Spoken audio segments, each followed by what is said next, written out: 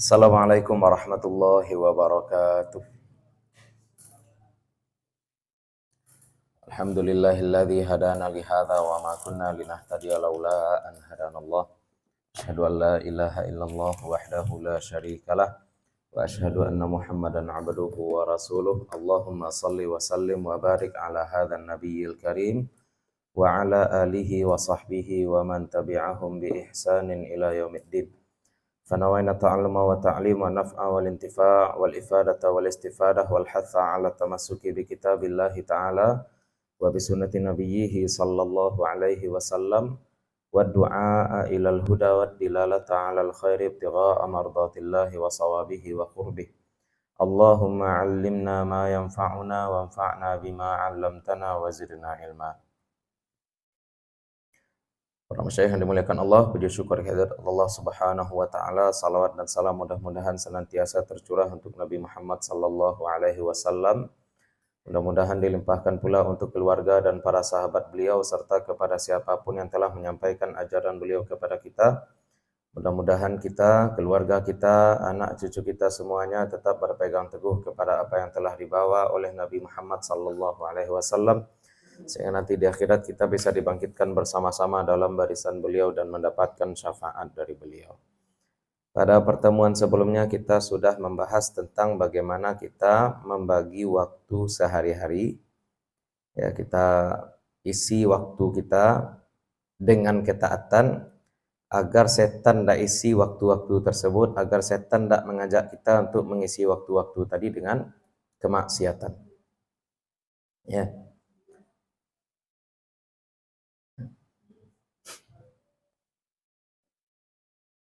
Jadi ngisi waktu kan itu lagi ya kayak ya, fa amma idza tarakta nafsaka sadamuh malan itu ya, ihmal al bahaim la tadri bimadza tashtaghilu fi kulli waqtin fayanqadi aktsaru awqatika dha'ian wa awqatuka umruka itu ya. Nah, jadi setiap waktu kita isi dengan ketaatan agar setan tidak ajak kita mengisi waktu dengan kemaksiatan. Itu aja kuncinya. Orang nanya gimana cara saya bisa baik, gimana cara saya bisa meninggalkan maksiat. Salah satu hikmah kenapa hukuman zina itu bukan cuma cambuk, kan selain dicambuk, takziru amin, diasingkan orang berzina ini. Diasingkan, dicampaan, dibuang. Maksud dibuang itu kan dia disingkirkan dari lingkungan yang membuat dia berzina. Nah, jadi dipindahkan dia kepada lingkungan yang membuat dia sulit untuk berzina, itu contoh. Nah, itu yang disebut dengan takzir. Hikmahnya ya seperti itu, diasingkan. Karena dengan mencari lingkungan yang baik, ya, harapannya kita bisa menghindari keburukan. Lingkungan yang baik itu bisa juga mengontrol kita. Ya, orang kadang-kadang bilang kamu belum baik, jangan pakai jilbab misalnya. Ada orang seperti itu. Justru jilbab ini yang bikin kita malu berbuat buruk. Justru jilbab yang bikin kita malu berbuat buruk. Seharusnya seperti itu. Seharusnya seperti itu. Karena di punggung kita ada nama baik Islam yang harus dijaga. Tapi tidak tahulah sekarang orang tidak peduli lagi ya. Kadang-kadang sengaja mereka pakai cadar, kemudian bikin konten-konten goda laki-laki, kan aneh itu. Ada juga orang sekarang seperti itu. Sekarang zaman aneh ya. Orang cari sensasi, bukan prestasi.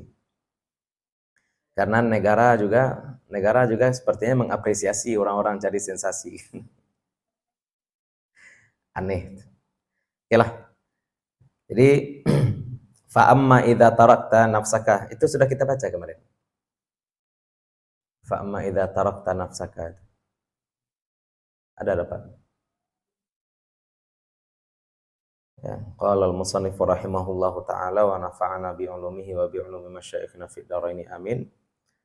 Fa amma idza tarakta nafsaka, maka adapun jika engkau tinggalkan diri kamu sada muhmalan, ya sehabis-habis dilalaikan, ihmalal bahaim, sebagaimana lalainya hewan-hewan. Hewan itu kan lalai saja, tidak ada ambisi ya. Kerbau itu tidak ada ambisinya. Ambisi kerbau adalah ambisi tuannya. Tidak ada kerbau yang bangun pagi kemudian muncul inisiatifnya untuk membajak sawah. Nah. Ya, inisiatif hewan itu adalah inisiatif tuannya. bahima, hewan-hewan yang seperti itu. Manusia kan juga kalau tidak punya inisiatif, manusia mati manusia. Manusia kalau tidak punya inisiatif untuk mengembangkan diri, untuk menjadi pribadi yang lebih baik bagi orang-orang sekitar, kan berarti menjadi racun saja dia di dunia. Istilahnya cuma menghabiskan oksigen aja gitu. Harusnya kita kan dalam komunitas apapun, kita ini umpama roda gigi. Roda gigi. Seperti mesin, setiap komponen mesin itu kan ada gunanya. Aki gunanya ini, ya, piston gunanya ini, karburator gunanya ini. Kalau misalkan di sebuah mobil itu ada barang yang tidak ada gunanya, diapakan? Dibuang lah, kan menambah beban mobil lah. Nambah beban mobil lah jadinya. Mobil berat tapi guna barang ini tidak ada. Dalam sebuah mesin yang kompleks ada roda gigi, ada roda gigi yang tidak nempel dengan mana-mana, tidak nempel dengan apapun, tidak bergerak dengan apapun. Berarti kan dia menambah beban aja. Buang itu yang toksik. Nah, kita jangan seperti itu. Jangan kita seperti itu. Kita mesti memberikan kontribusi bagi orang-orang sekitar kita. Nah, jangan seperti hewan. Jangan seperti hewan. Kalau di rumah misalkan ya kita pagi-pagi bangun, bersihkan tempat tidur setidaknya. Ya, basuh piring untuk anak-anak terutama nih. Jangan orang tua aja disuruh basuh piring, sapu rumah. Itu kan ya salah satu kontribusi. Mesti kita berkontribusi untuk orang-orang sekitar kita. Jangan seperti hewan. Dilecut, dia dipukul, dia baru mau dia bajak sawah. Ya, dipukul kerbau itu baru dia mau ini. Kalau di lawang itu untuk giling tebu kan pakai kerbau, penggilingan tradisional. Baru mau dia giling. Nah, jangan seperti itu. Kita ini manusia. La tadri bimadza tashtaghilu fi kulli waqtin. Bagaimana bahaim itu la tadri, kamu tidak tahu bimadza tashtaghilu, dengan apa engkau akan mengisi waktu fi kulli waqtin, dalam setiap waktu. Dengan apa kamu akan berkegiatan, dengan apa kamu akan bersibuk-sibuk di setiap waktu. Manusia itu mesti mengontrol dirinya sendiri, merapikan waktunya sendiri, apa kegiatan di setiap waktu. Nah, itu yang membuat manusia itu manusia.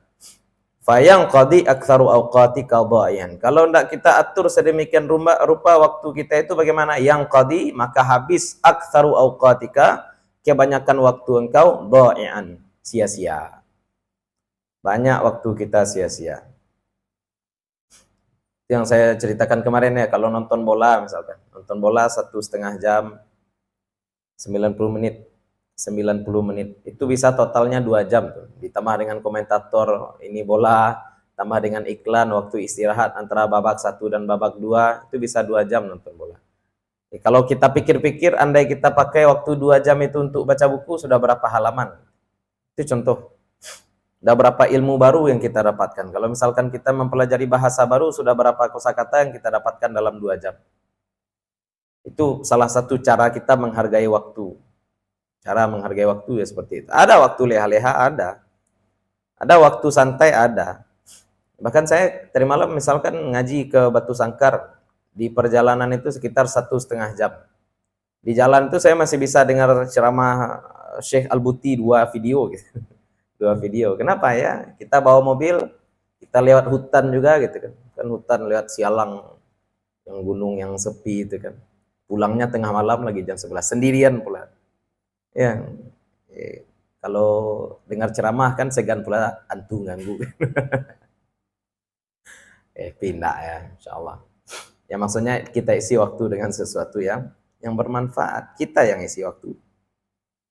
Ya, berapa jam itu. Jadi bawa mobil enggak sia-sia jadinya. Bawa mobil itu kan sebenarnya sia-sia ya. Sebenarnya yang nyetir 1,5 jam ke lokasi itu sia-sia. Tapi kita bisa bikin yang sia-sia seolah-olah itu menjadi sesuatu yang bermanfaat. Ya, apalagi zaman sekarang.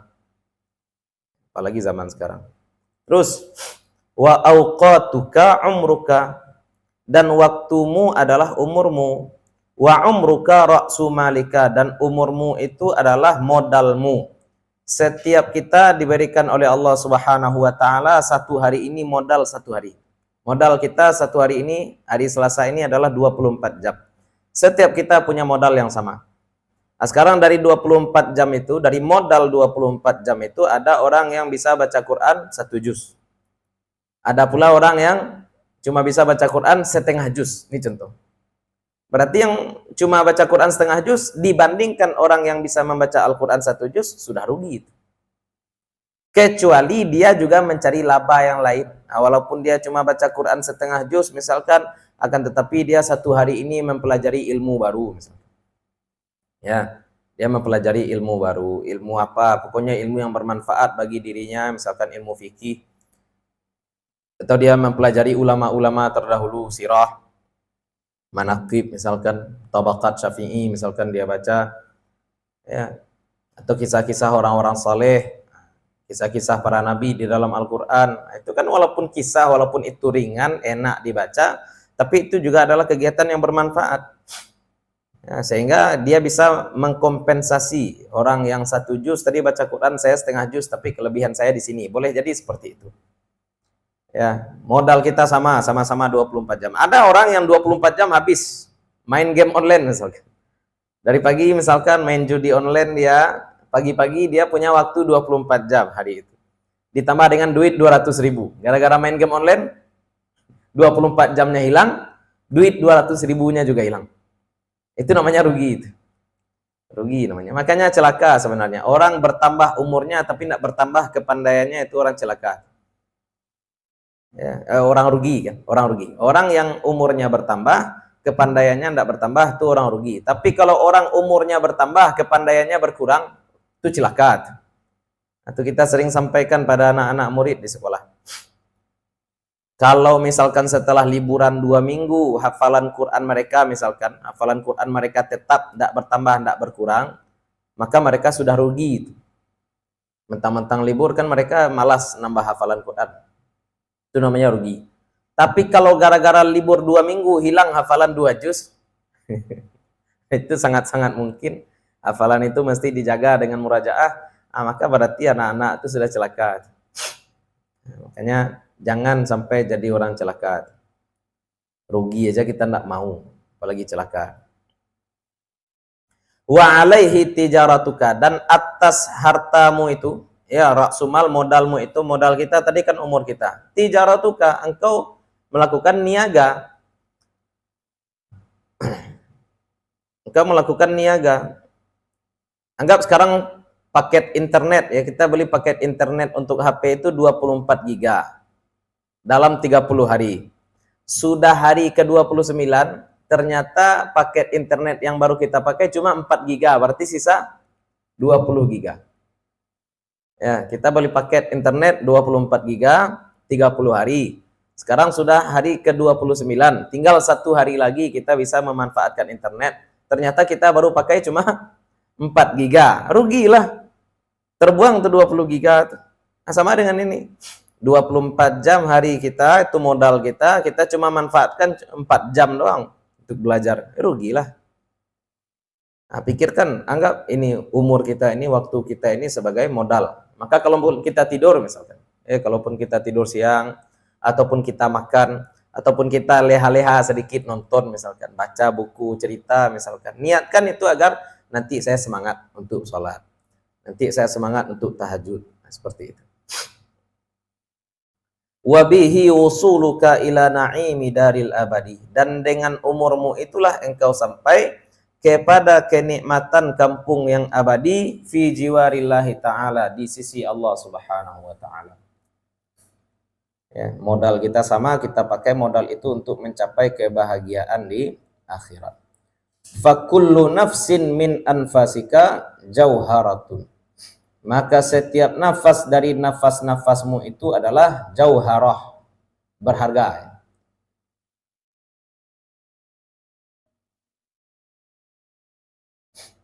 La qimata laha, tidak ada harga baginya, idla badalalahu, karena tidak ada gantinya. Ya. Ada bahasa Inggris istilahnya priceless.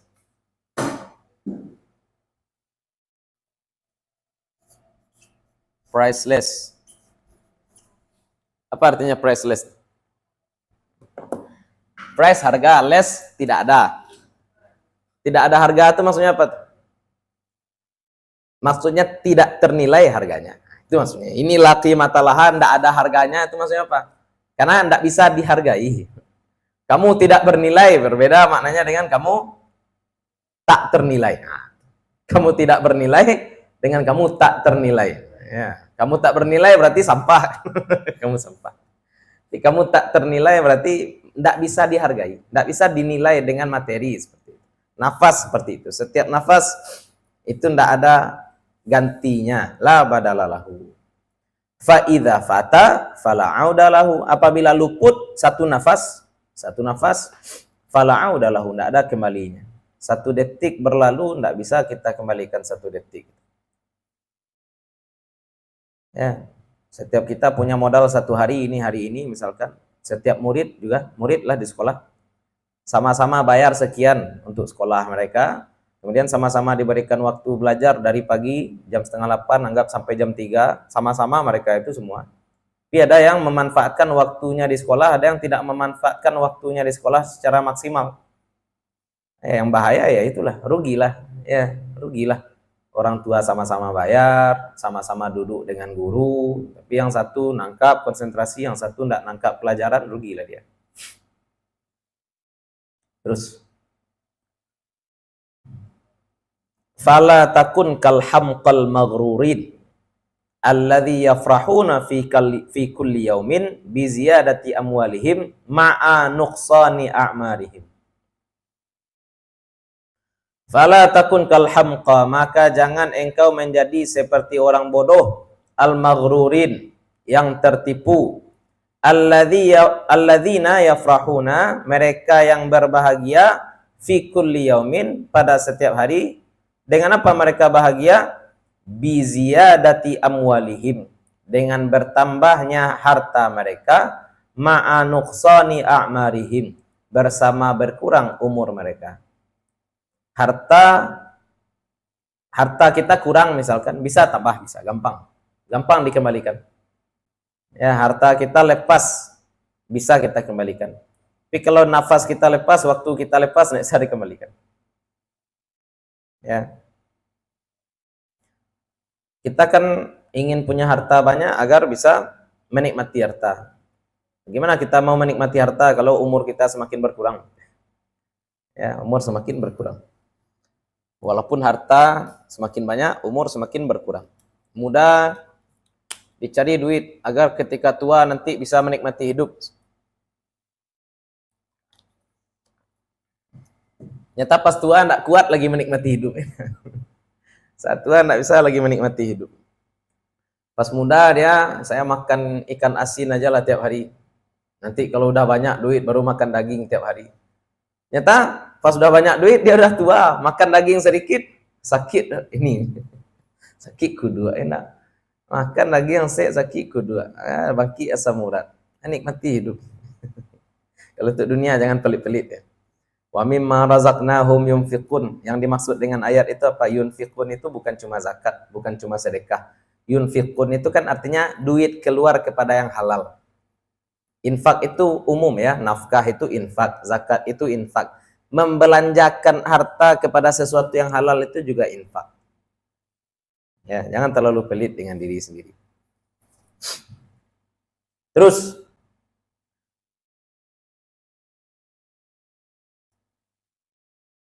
ya, fa ayyu khairin fi malin yazidu wa umrin yanqusu.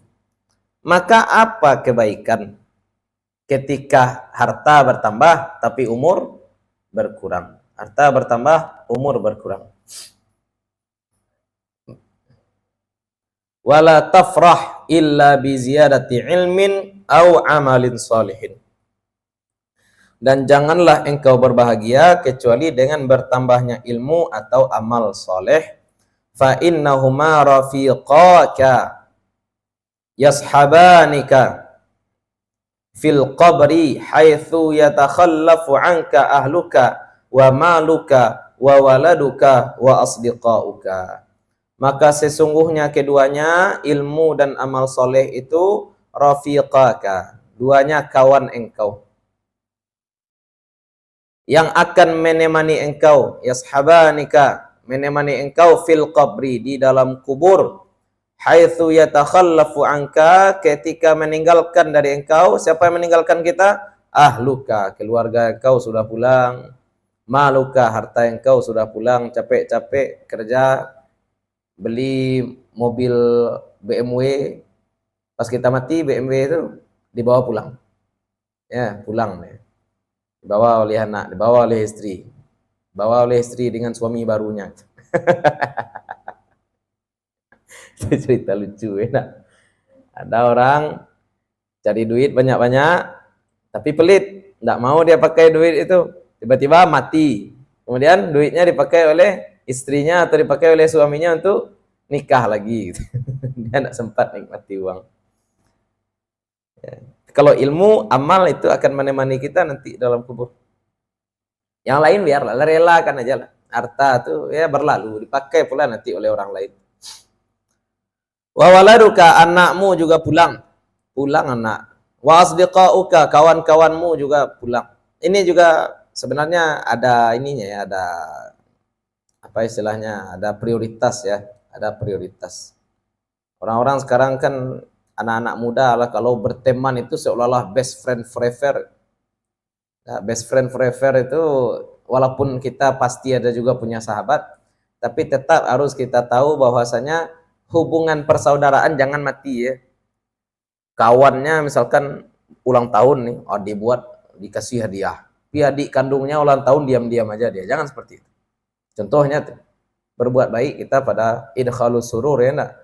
Mau dia berbuat baik pada kawannya. Kawannya lulus ini itu segala macam, oh selamat ya. Tapi kalau adiknya enggak ada dikasih selamat. Jangan seperti itu. Ya, buruk. Harus lebih sayang kita kepada yang kandung daripada orang lain. Kenapa? Karena andai kita masuk rumah sakit, maukah sahabat-sahabat kita mencebokkan kita? Tidak. Yang akan mau merawat kita itu yang kandung-kandung. Anak, orang tua, suami, istri. Ya, harus tahu kita mana prioritas itu. Itu kalau di dunia. Tapi kalau untuk akhirat, ilmu dan amal. Jangan ditinggalkan. Terus, summa idza asfarratis syamsu. Sekarang kalau matahari langit sudah mulai merah, sudah mulai menjelang maghrib. Kemarin kan kegiatan zuhur ya, kegiatan menjelang zuhur, kegiatan ba'da zuhur, ada qailulah, ada tidur siangnya. Nah, sekarang kalau sudah mulai menjelang maghrib, summa idza asfarratis syamsu, kalau sudah mulai mengoren, ya, mengoren matahari, memerah matahari, fajtahid an ta'uda ilal masjidi qablal wurubi, maka berusahalah engkau bahwa engkau kembali ke masjid sebelum matahari tenggelam. Matahari tenggelam berarti waktu maghrib sudah masuk. Matahari memerah berarti waktu maghrib sudah dekat. Maka kalau waktu maghrib sudah dekat, kita berusaha untuk segera ke masjid. Makanya kalau sudah petang, sudah mulai merah matahari, orang-orang tua dulu kan bilang, ya nakut-nakuti anak aja. Tapi anak ibilih kok. Katanya seperti itu. Jangan lari-lari, sudah sore, sudah mau maghrib, nanti terinjak anak setan. Kalau jatuh tuh anak-anak maghrib kan itu kata orang tua. Tuh terpijak anak ibilih, terinjak anak setan. Cara orang tua dulu. Sebenarnya apa? Segera pulang kalau matahari sudah mulai merah agar kita bersiap-siap melaksanakan salat maghrib. Wa tashtagil bitasbihi. Wa tashtagila bitasbih, dan engkau bersibuk-sibuk dengan tasbih wal istighfar, dan istighfar. Ini akhir hari ya, akhir hari. Awal hari yang baru kan maghrib. Maghrib itu dalam dalam tauqid, dalam pembagian waktu syar'i, maghrib itu berarti hari baru. Sekarang contohnya hari Selasa. Hari Selasa ini tinggal berapa jam nih? Itulah contoh. Hari Selasa itu berganti menjadi hari Rabu ketika matahari tenggelam. Walaupun secara jam 12 malam, tapi bukan secara fikih. Makanya kalau besok kita puasa, malam ini kita sudah tarawih. Karena malam ini sudah tanggal 1 Ramadan. Jadi pergantian hari itu dimulai dari maghrib. Berarti akhir hari itu ya sholat asar. Sholat terakhir yang kita lakukan setiap hari itu adalah sholat asar. Makanya setelah sholat asar itu nih, sibuk-sibuklah kita dengan istighfar untuk seharian.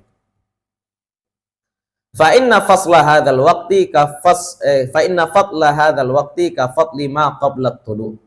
Maka sesungguhnya kemuliaan waktu ini, waktu sebelum tenggelam matahari ini, ka fadli ma qabla tulu'i, sama seperti kemuliaan waktu sebelum matahari terbit. Qala Allah Ta'ala wasabbih bihamdi rabbika qabla tulu'i syamsi wa qabla ghurubiha. Wasabbih bihamdi rabbika, dan bertasbihlah dengan memuji Tuhan engkau, subhanallah wa bihamdih, gitu ya. Qabla tulu'i syamsi, sebelum terbit matahari, wa qabla ghurubiha, dan sebelum tenggelam matahari. Ini juga sering disebut tarfain nahar, atrafan nahar, gitu ya. Ujung-ujung siang. Ujung-ujung siang itu kapan? Setelah subuh dan sebelum maghrib. Nah, maka waktu-waktu ini ada zikir. Zikirnya apa nih? Tasbih. Wasabbih bihamdi rabbika qabla tulu'i syamsi, sebelum terbit matahari, wa qabla ghurubiha, dan sebelum tenggelam matahari. Waqra qabla ghurubi syamsi, dan bacalah sebelum tenggelam matahari, wasyamsi wa duhaha. Surat wasyamsi wa duhaha, wal laili idza yaghsha.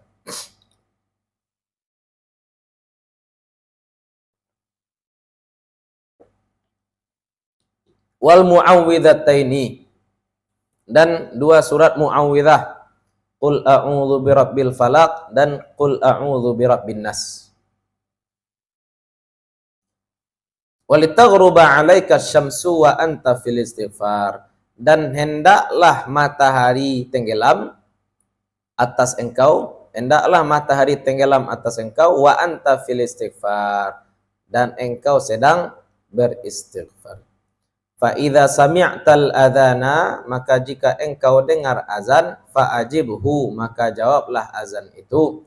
Wa qul ba'dahu, dan katakanlah setelah azan itu, Allahumma inni as'aluka inda iqbari lailika, ya Allah, sesungguhnya aku meminta engkau, inda iqbali lailika, ketika menghadapi malam engkau, wa idbari naharika, dan meninggalkan siang engkau. Ya, kita mulai menghadapi malam, meninggalkan siang.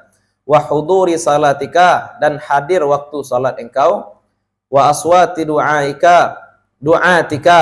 dan suara orang-orang yang menyeru engkau, antu'tiya Muhammadan al-wasilata, agar engkau berikan Nabi Muhammad wasilah. Kalau doa yang kita membaca, Allahumma rabb hadhihi da'wati tamah wa salatil qa'imah ati sayyidina Muhammadanil wasilah. Sama sebenarnya. Redaksi doanya bisa saja berbeda-beda, tapi kita sama-sama meminta kepada Allah agar Allah memberikan Nabi Muhammad wasilah, kemudian wa maqamam mahmuda, ya. Maqamam mahmuda. Ad-du'a kama sabaq. Doanya sama dengan doa. Sebelumnya juga sudah kita bahas ini doa setelah azan ketika kita membahas salat subuh, ya. Bangun tidur dengar azan subuh, ini juga yang kita baca. Doanya sama. Tsumma shallil fardha ba'da jawabil muadzini wal iqamati. Kemudian salatlah engkau salat fardu ba'da jawabil muadzini, setelah menjawab muazin. Muazin kan kita jawab azannya tuh, wal iqamah, dan setelah iqamah. Wa shalli ba'dahu qabla an tatakallama rak'ataini fahuma ratibal maghribi. Dan salatlah setelahnya, setelah salat fardu maghrib yang 3 rakaat itu, qabla an tatakallama, sebelum kamu ngobrol-ngobrol. Jadi setelah salat jangan ngobrol-ngobrol dulu, salat sunat dulu. Rak'ataini, 2 rakaat, fahuma ratibal maghribi, maka keduanya adalah 2 rakaat ratib maghrib. Mana salat sunat sebelum maghrib, Ustaz? Salat sunat sebelum maghrib bukan sunat muakkad. Tapi dalil umumnya ada bahwa antara 2 azan, maksudnya antara azan dan iqamah itu ada salat sunnah. Ada salat sunnah. Kalau secara khusus dalil salat sunnah sebelum maghrib tidak ada. Tapi dalil umumnya ada. Apa itu? Salat 2 rakaat antara azan dan iqamah. Maka ini disebut salat sunat biasa saja, walaupun bukan sunat muakkad. Yang muakkad itu kapan? Setelah maghrib. Yang muakkad. Wa in shallaita ba'dahuma arba'an tutiluhunna fahunna aidan sunnatun. Maka jika engkau salat setelah keduanya arba'an, 4 rakaat.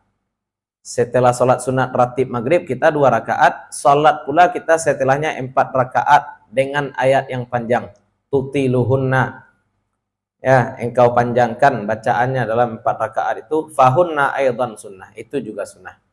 Maka 4 rakaat itu juga sunnah. Wa in amkanaka an tanwiya al-i'tikafa ila al-isya'i wa tuhyiya ma bainal isya'aini bis salati faf'al.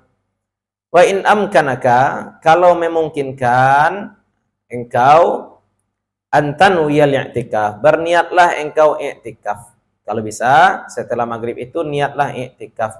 Kalau habis maghrib kita balik ke rumah, kadang-kadang pantat nih berat untuk balik lagi ke masjid untuk sholat isya. Ya, pengalaman ya. Pengalaman seperti itu. Karena waktunya pendek. Kita habis maghrib pulang ke rumah. Terus makan. Habis makan azan isya enak. Andai dah azan pula nih, sudah azan isya pula nih. Capek jadinya, ngantuk gitu. Maka biarlah. Di masjid aja kita, kalau tidak ada kegiatan, kalau tidak ada kesibukan, di masjidlah sampai datang waktu sholat isya. Wa tuhya ma bainal isya'aini bisalah, dan engkau hidupkan waktu antara 2 sholat isya itu. 2 sholat isya itu maksudnya sholat maghrib dan juga sholat isya, kan ada rentang waktu sekitar 1 jam. Bagaimana? Apa yang kita lakukan? Bisalah, sholat kita. Sholat kita antara waktu maghrib dan sholat isya. Sholat aja terus, 2 rakaat, assalamualaikum, berdiri lagi. Assalamualaikum, berdiri lagi. Faf'al, lakukanlah itu. Ya, itu sholat apa namanya itu? Nah, ini kita bahas. Sholat antara maghrib dan isya. Faqad warada fi fadli dzalika ma la yuhsa. Maka telah muncul pada kemuliaan sholat itu ma la yuhsa, dalil-dalil yang tidak terhitung. Banyak dalil-dalil yang mengemukakan kemuliaan sholat yang dilakukan antara waktu maghrib dan waktu sholat isya. Wahia nasyiatul laili, itu adalah awal malam. Ini istilah untuk waktu antara maghrib dan isya itu namanya waktu nasyiatul laili. Waktu setelah subuh dan sebelum maghrib namanya tarfain nahar. Ini waktu-waktu mulia semuanya. Itu makanya kita katakan kemarin, Ustadz, ini waktu mulia aja semuanya. Kemuliaan sebelum maghrib ada, kemuliaan setelah maghrib ada. Kemuliaan sebelum subuh ada, kemuliaan setelah subuh juga ada. Terus kapan waktu mulia sebenarnya? Semua waktu mulia. Sebenarnya kan Nabi SAW menyuruh kita untuk mengisi setiap waktu dengan kebaikan, kemuliaan. Makanya malam Lailatul Qadar itu tidak dikasih tahu malam keberapa kan. Hikmahnya juga seperti itu. Agar kita isi setiap waktu dengan ibadah. Li'annahu awwalu nas'atin, karena dia waktu setelah maghrib adalah awal muncul, awal terbitnya malam, awal munculnya malam. Wahia salatul awwabin, dan dia adalah salat awwabin. Nah, inilah yang disebut dengan salat awwabin, salat yang dilakukan antara isya dan maghrib. Antara maghrib dan isya itu namanya salat awwabin. Orang nanya kemarin, salat awwabin itu apa tuh Ustaz? Salat antara maghrib dan isya. Tapi ada juga hadis yang menyatakan bahwa salat awwabin itu adalah salat duha. Salat awwabin, ada yang menyatakan salat awwabin itu salat duha. Kalau Imam Ghazali katakan salat awwabin itu adalah salat antara maghrib dan isya. Wa su'ila Rasulullah sallallahu alaihi wasallam, dan Nabi ditanya an qaulihi ta'ala, tentang firman Allah.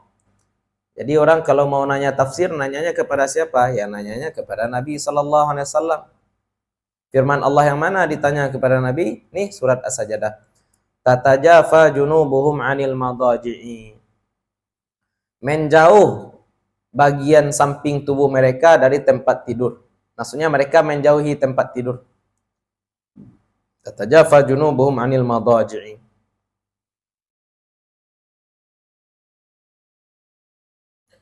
Faqala, maka berkata Nabi sallallahu alaihi wasallam, hiyas salatu ma bainal isya'aini.